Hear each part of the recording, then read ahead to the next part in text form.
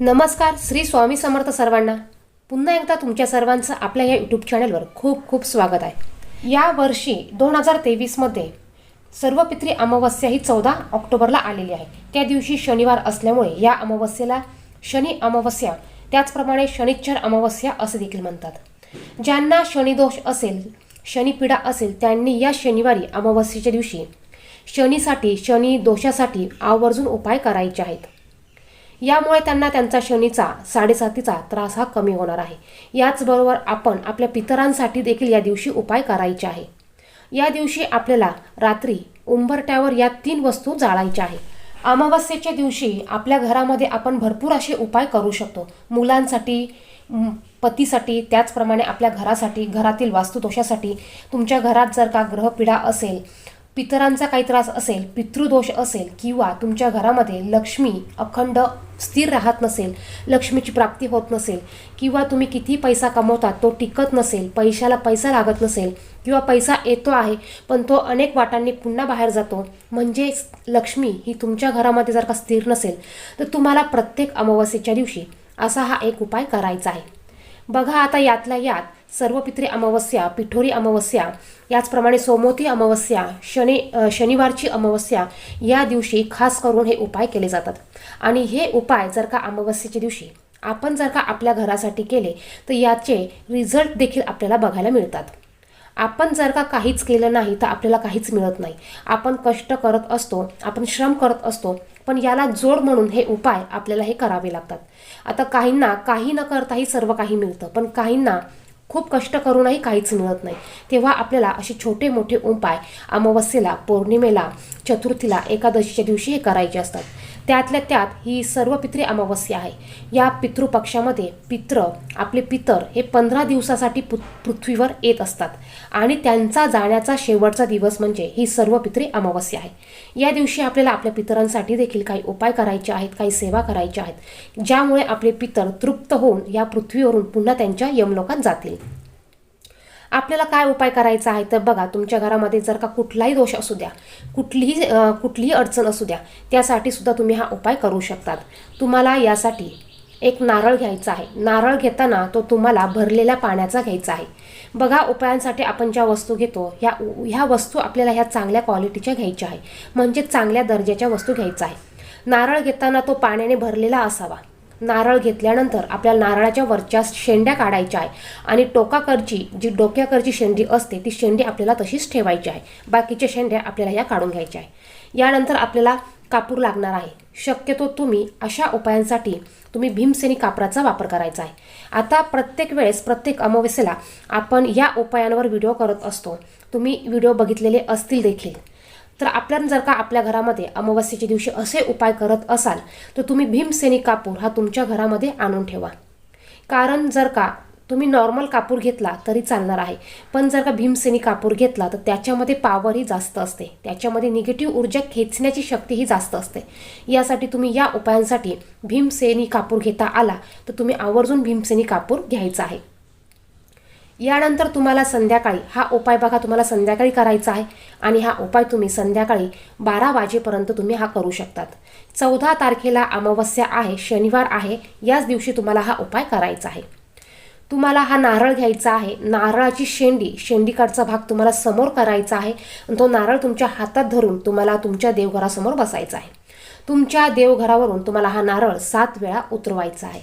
यानंतर हा नारळ तुमच्या घरातील जेवढ्या व्यक्ती असतील, मग त्या लहान असू द्या, मोठ्या असू द्या, मुलं असू द्या, सर्व व्यक्तींच्या डोक्याला तुम्हाला हा नारळ टच करायचा आहे. त्यानंतर त्यांच्या उजव्या हाताला देखील तुम्हाला हा नारळ टच करायचा आहे. तुम्हाला तुमच्या घरातील व्यक्तींवरून हा नारळ उतरवायचा नाही, तर फक्त त्यांच्या डोक्याला आणि उजव्या हाताला टच करायचा आहे. यानंतर हा नारळ आपल्या घरात, संपूर्ण घरातनं आपल्याला हा फिरवायचा आहे. म्हणजे भिंतीला टच करत हा नारळ संपूर्ण तुमच्या घरामध्ये तुम्हाला फिरवायचा आहे.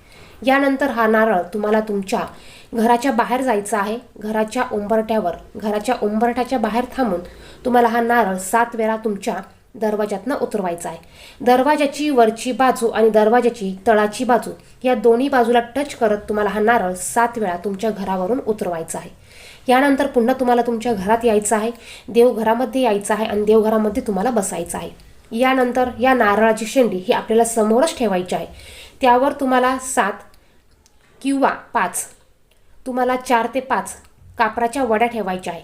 जर का भीमसेनी कापूर तुम्ही वापरणार असाल तर 4 ते 5 वड्या तुम्ही ठेवू शकतात, कारण भीमसेनी कापूर हा थोडासा मोठा असतो. तो तुम्ही 4 ते 5 वड्या ठेवा. यानंतर तुम्हाला यामध्ये 2 लवंगा टाकायच्या आहेत आणि तुम्हाला हे प्रज्वलित करायचं आहे. हे प्रज्वलित करून तुम्हाला तुमच्या देवघरामध्येच बसायचं आहे आणि जोपर्यंत कापूर जळतो आहे तोपर्यंत तुम्हाला श्री स्वामी समर्थ या मंत्राचा जप करायचा आहे. याचबरोबर तुम्ही गायत्री मंत्राचा देखील जप करू शकतात.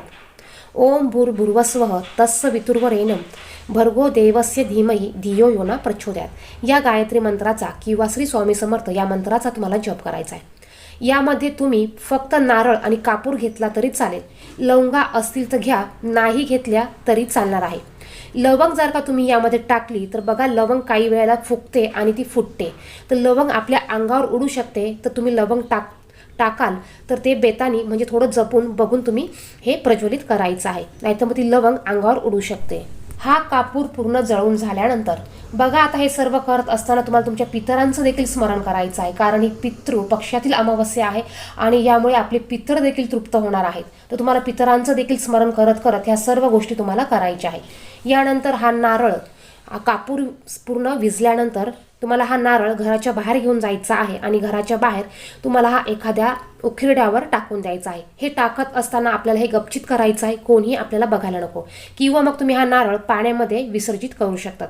जर का हा उपाय तुम्ही लवकर केला तर तुम्ही हा नारळ लगेच पाण्यामध्ये विसर्जित करू शकतात.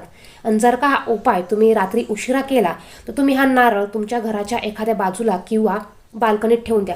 हा नारळ ठेवताना तो कोणालाही दिसता कामा नये अशा पद्धतीने तुम्ही तुमच्या घराच्या बाल्कनीत हा नारळ ठेवला तरी चालेल. आणि सकाळी तुम्ही उठल्यानंतर हा नारळ तुम्हाला पाण्यामध्ये विसर्जित करून द्यायचा आहे. बघा, या नारळामध्ये असलेलं पाणी हे सर्व आपल्या घरातील निगेटिव्ह ऊर्जा, वाईट शक्ती या शोषून घेण्याचं काम करत असतात. घरातील जेवढेही काही दोष असतील, बाधा असतील, अडचणी असतील, हे सर्व हे नारळातलं पाणी हे शोषून घेण्याचं काम करत असतं आणि कापूर देखील हे सर्व शोषून घेण्याचं काम करत असतं.